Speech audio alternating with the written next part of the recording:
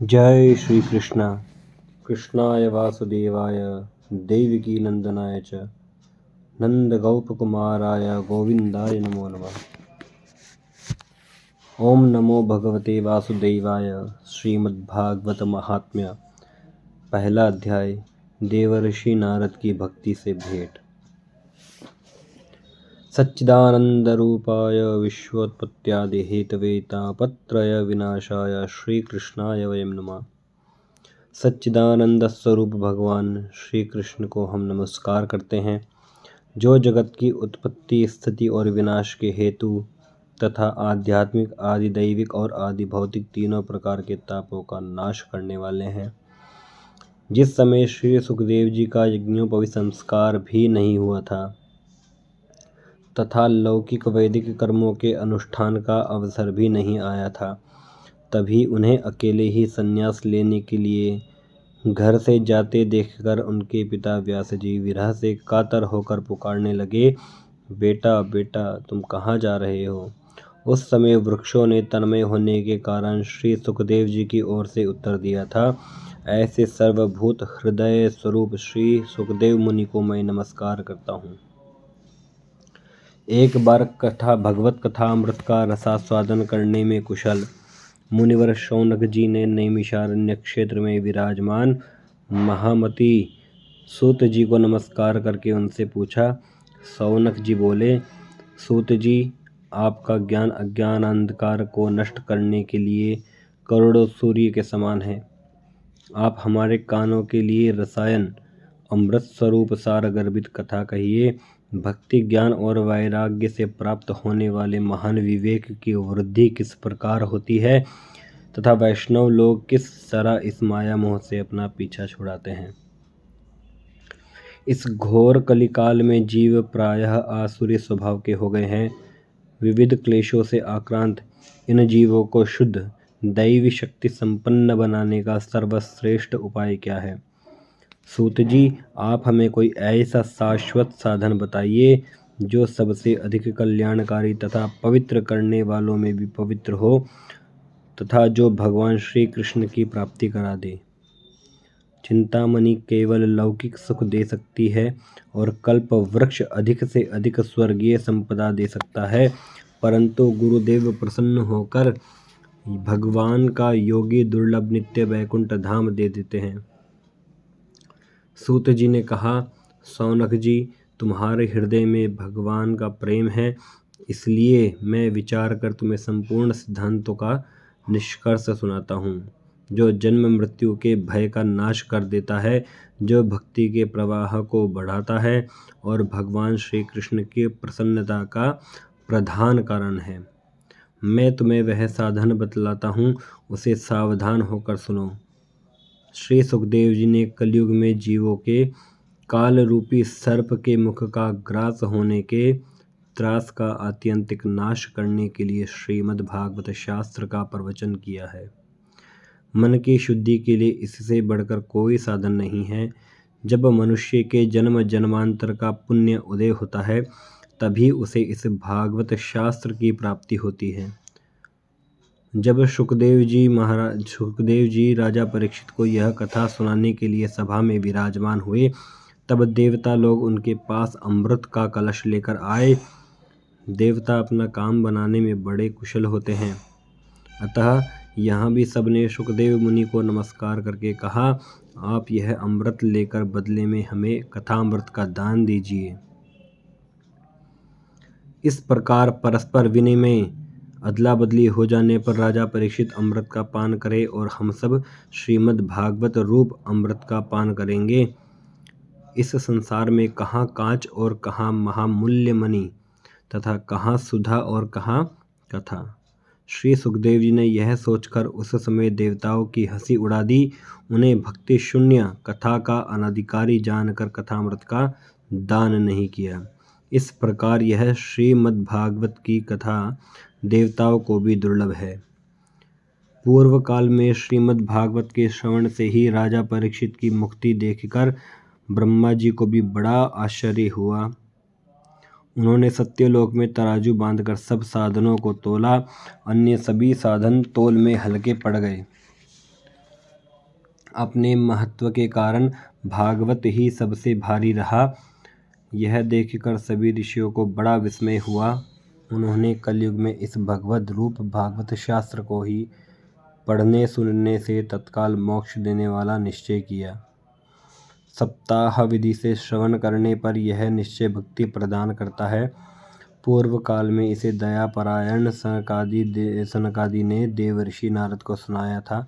यद्यपि देवर्षि ने पहले ब्रह्मा जी के मुख से इसे श्रवण कर लिया था, तथापि सप्ताह श्रवण की विधि तो उन्हें सनकादि ने ही बताई थी। सौनक जी ने पूछा, सांसारिक प्रपंच से मुक्त एवं विचरणशील नारद जी का सनकादिक के साथ संयोग कहाँ हुआ और विधि विधान के श्रवण में उनकी प्रीति कैसे हुई?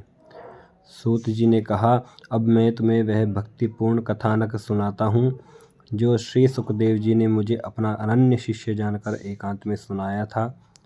एक दिन विशालापुरी में वे चारों निर्मल ऋषि सत्संग के लिए आए। वहाँ उन्होंने नारद जी को देखा। सनकादि ने पूछा, ब्राह्मण, आपका मुख उदास क्यों हो रहा है? आप चिंतातुर कैसे हैं? इतनी जल्दी जल्दी आप कहाँ जा रहे हैं और आपका आगमन कहाँ से हो रहा है? इस समय तो आप उस पुरुष के समान व्याकुल जान पड़ते हैं जिसका सारा धन लुट गया हो। आप जैसे आसक्ति रहित पुरुषों के लिए यह उचित नहीं है, इसलिए इसका कारण हमें बताइए।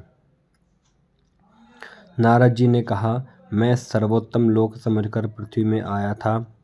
यह पुष्कर, प्रयाग, काशी, गोदावरी, हरिद्वार, कुरुक्षेत्र, श्रीरंग और सेतुबंध आदि कई तीर्थों में मैं इधर उधर विचरता रहा, किंतु मुझे कहीं भी मन को संतोष देने वाली शांति नहीं मिली। इस समय अधर्म के सहायक कलयुग ने सारी पृथ्वी को पीड़ित कर रखा है। अब यहाँ सत्य, तप, शौच, बाहर भीतर की पवित्रता, दया, दान आदि कुछ भी नहीं है। बेचारे जीव केवल अपना पेट पालने में लगे हुए हैं। वह असत्यभाषी, आलसी, मंदबुद्धि, भाग्यहीन, उपद्रवग्रस्त हो गए हैं। जो साधु संत कहे जाते हैं वे पूरे पाखंडी हो गए हैं। देखने में तो वे विरक्त हैं, किंतु स्त्री धन आदि सभी का परिग्रह करते हैं। घरों में स्त्रियों का राज्य है। साले सलाहकार बने हुए हैं। लोभ से लोग कन्या विक्रय करते हैं और स्त्री पुरुषों में कलह मचा रहता है। महात्माओं के आश्रम, तीर्थ और नदियों पर यवनों का अधिकार हो गया है। उन दुष्टों ने बहुत से देवालय भी नष्ट कर दिए हैं। इस समय यहाँ ना तो कोई योगी है, ना सिद्ध है, ना ज्ञानी है और ना सत्कर्म करने वाला ही है। सारे साधन इस समय कलिरूप दावानल से जलकर भस्म हो गए हैं। इस कलयुग में सभी देशवासी बाजारों में अन्न बेचने लगे हैं। ब्राह्मण लोग पैसा लेकर वेद पढ़ाते हैं और स्त्रियां वैश्यावृत्ति से निर्वाह करने लगी हैं।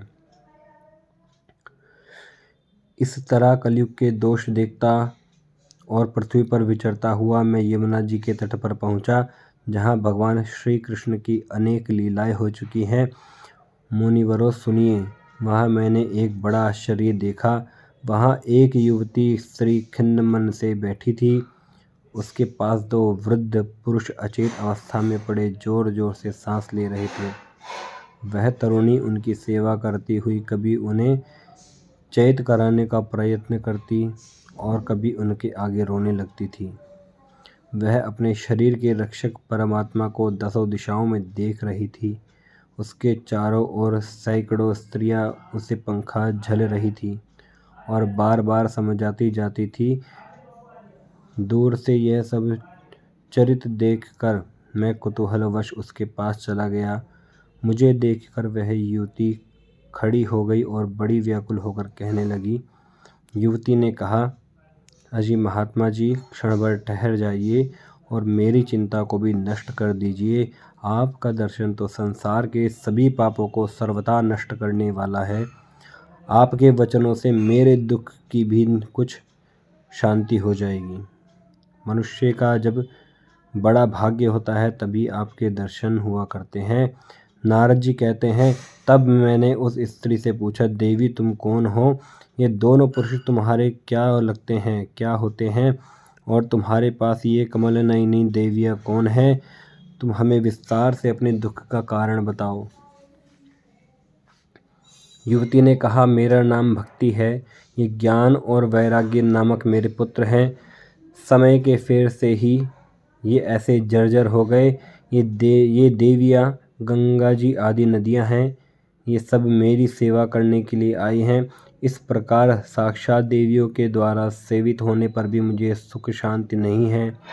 तपोधन, अब ध्यान देकर मेरा वृतांत सुनिए। मेरी कथा वैसे तो प्रसिद्ध है, फिर भी उसे सुनकर आप मुझे शांति प्रदान करें।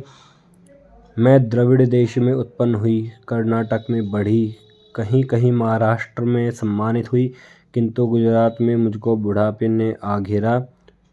वहाँ घोर कलयुग के प्रभाव से पाखंडियों ने मुझे अंग भंग कर दिया। चिरकाल तक यह अवस्था रहने के कारण मैं अपने पुत्रों के साथ दुर्बल और निस्तेज हो गई। अब जब से मैं वृंदावन आई तब से पुनः परम सुंदरी स्वरूपवती नवयुवती हो गई हूँ, किंतु सामने पड़े हुए ये दोनों मेरे पुत्र थके मांदे दुखी हो रहे हैं। अब मैं यह स्थान छोड़कर अन्यत्र जाना चाहती हूँ। ये दोनों बूढ़े हो गए हैं, इसी दुख से मैं दुखी हूँ। मैं तरुणी क्यों और ये दोनों मेरे पुत्र बूढ़े क्यों? हम तीनों साथ साथ रहने वाले हैं, फिर यह विपरीतता क्यों? होना तो यह चाहिए कि माता बूढ़ी हो और पुत्र तरुण। इसी से मैं आश्चर्यचकित चित्त से अपनी इस अवस्था पर शोक करती रहती हूँ। आप परम बुद्धिमान एवं योग निधि हैं, इसका क्या कारण हो सकता है, बताइए। नारद जी ने कहा, साध्वी, मैं अपने हृदय में ज्ञान दृष्टि से तुम्हारे संपूर्ण दुख का कारण देखता हूँ। तुम्हें विषाद नहीं करना चाहिए, श्री हरि तुम्हारा कल्याण करेंगे। सूत जी कहते हैं, मुनिवर नारद जी ने एक क्षण में ही उसका कारण जानकर कहा। नारद जी ने कहा, देवी सावधान होकर सुनो, यह दारुण कलयुग है। इसी से इस समय सदाचार, योग मार्ग और तप आदि सभी लुप्त हो गए हैं। लोग शठता और दुष्कर्म करने में लगकर अगासुर बन रहे हैं। संसार में जहाँ देखो वहीं सत्पुरुष दुख से म्लान हैं और दुष्ट सुखी हो रहे हैं। इस समय जिस बुद्धिमान पुरुष का धैर्य बना रहे वही बड़ा ज्ञानी या पंडित है। पृथ्वी क्रमशः प्रतिवर्ष शेष जी के लिए भार रूप होती जा रही है। अब यह छूने योग्य तो क्या, देखने योग्य भी नहीं रह गई, और ना इसमें कहीं मंगल ही दिखाई देता है। अब किसी को पुत्रों के साथ तुम्हारा दर्शन भी नहीं होता। विषयानुराग के कारण अंधे बने हुए जीवों से उपेक्षित होकर तुम जर्जर हो रही थी। वृंदावन के संयोग से तुम फिर नवीन तरुण हो गई हो। अतः यह वृंदावन धाम धन्य है, जहाँ भक्ति सर्वत्र नृत्य करती है। परंतु तुम्हारे इन दोनों पुत्रों का यहाँ कोई ग्राहक नहीं है, इसलिए इनका बुढ़ापा नहीं छूट रहा है।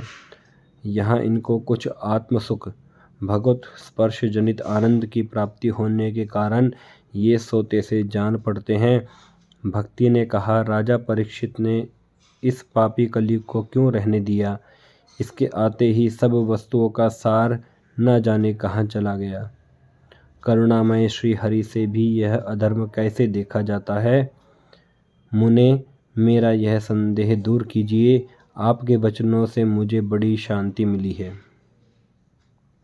नारद जी ने कहा, बाले, यदि तुमने पूछा है तो प्रेम से सुनो कल्याणी। मैं तुम्हें सब बताऊंगा और तुम्हारा दुख दूर हो जाएगा। जिस दिन भगवान श्री कृष्ण इस भूलोक को छोड़कर अपने परम धाम को पधारे, उसी दिन से यहाँ संपूर्ण साधनों में बाधा डालने वाला कलयुग आ गया। दिग्विजय के समय राजा परीक्षित की दृष्टि पड़ने पर कलयुग दीन के समान उनकी शरण में आया। भ्रमर के समान सारग्राही राजा ने यह निश्चय किया कि इसका वध मुझे नहीं करना चाहिए, क्योंकि जो फल तपस्या, योग एवं समाधि से भी नहीं मिलता, कलयुग में वही फल श्री हरि कीर्तन से ही भली भांति मिल जाता है। इस प्रकार सारहीन होने पर भी उसे इस एक ही दृष्टि से सार युक्त देखकर उन्होंने कलयुग में उत्पन्न होने वाले जीवों के सुख के लिए ही इसे रहने दिया था। इस समय लोगों के कुकर्म में प्रवृत्त होने के कारण सभी वस्तुओं का सार निकल गया है और पृथ्वी के सारे पदार्थ बीजहीन भूसी के समान हो गए हैं। ब्राह्मण केवल अन्न धन आदि के लोभवश घर घर एवं जन जन को भागवत की कथा सुनाने लगे हैं। इसलिए कथा का सार चला गया। तीर्थों में नाना प्रकार के अत्यंत घोर कर्म करने वाले नास्तिक और नारकी पुरुष भी रहने लगे हैं। इसलिए तीर्थों का प्रभाव भी जाता रहा। जिनका चित्त निरंतर काम क्रोध महान लोभ और तृष्णा से तपता रहता है, वे भी तपस्या का ढोंग करने लगे हैं। इसलिए तप का भी सार निकल गया। मन पर काबू न होने के कारण तथा लोभ दंभ और पाखंड का आश्रय लेने के कारण एवं शास्त्र का अभ्यास न करने से ध्यान योग का भी फल मिट गया। पंडितों की यह दशा है कि वे अपनी स्त्रियों के साथ भैंसों की तरह रमण करते हैं।